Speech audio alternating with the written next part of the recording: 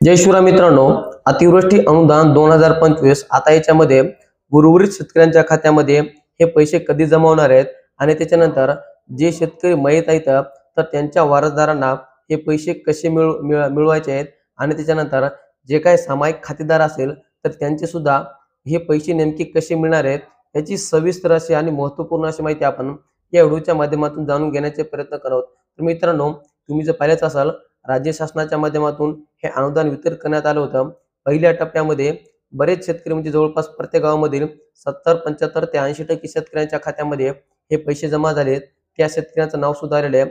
आता जे काही उर्वरित 20 ते 30% शेतकरी आहेत तर ते शेतकरी असे आहेत की त्यांचे वारसदार म्हणजे काय मयत शेतकरी असतील, त्याच्यानंतर काहींची जमिनी सामायिक असेल, तर अशा शेतकऱ्यांना या ठिकाणी पैसे मिळाले नाहीत। तर अशा सर्व शेतकऱ्यांनी नेमकं काय करायचं आणि त्याच्यानंतर ज्या शेतकऱ्यांना अद्याप देखील पैसे मिळाले नाहीत, म्हणजे ते कोणतेही खातेदार असो, वैयक्तिक असो, सामायिक असो, तर अशा शेतकऱ्यांसाठी सुद्धा हा व्हिडिओ अतिशय महत्त्वाचा आहे। तर मित्रांनो, आता ज्या शेतकऱ्यांना हे पैसे मिळाले नाहीत तर त्या शेतकऱ्यांना बी बियाण्यासाठी जे काही अनुदान असेल ते अनुदान सुद्धा मिळणार नाही आणि ज्या शेतकऱ्यांकडे फार्मर आय डी नसणार आहे त्या सुद्धा शेतकऱ्यांना या ठिकाणी पैसे मिळणार नाहीत।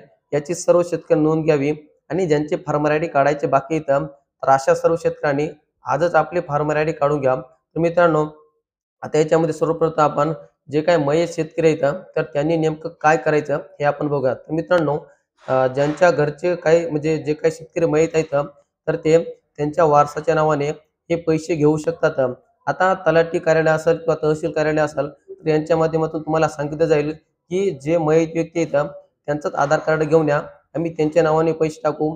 मित्रांनो, असं करू नका, कारण की त्या व्यक्तीच्या नावानं पैसे टाकल्याच्या नंतर जी काही तुम्हाला तक्रार दाखल करायची असते तर त्याची साईट जवळपास 5 ते 6 महिने झालं बंद आहे। त्याच्यामुळं त्या व्यक्तीच्या नावानं पैसे येणार नाहीत। त्याच्यामुळं त्याचे जे काही इतर वारसदार आहेत तर त्यांच्या नावाचं आधार कार्ड द्या आणि त्याच्या नावानं हे पैसे मिळू शकतात।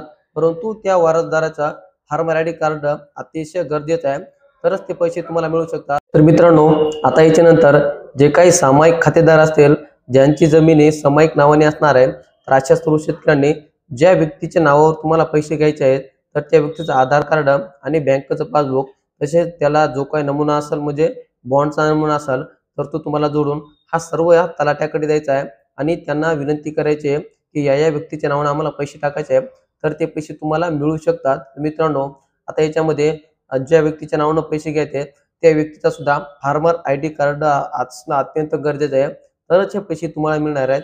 आणि हे पैसे मिळाल्याच्या नंतर जे काही रब्बी बियाण्यासाठी अनुदान देण्यात येणार आहे तर ते अनुदान सुद्धा तुम्हाला या दुष्काळाच्या यादीनुसारच मिळणार आहे।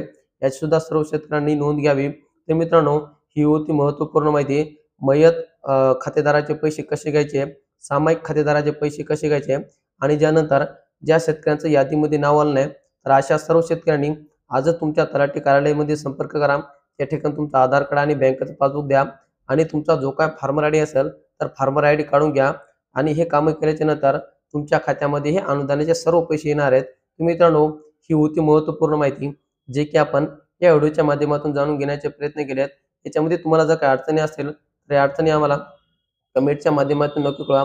चला तर मित्रांनो, भेटत राहू नवीन माहितीसह, नवीन व्हिडिओसह। धन्यवाद।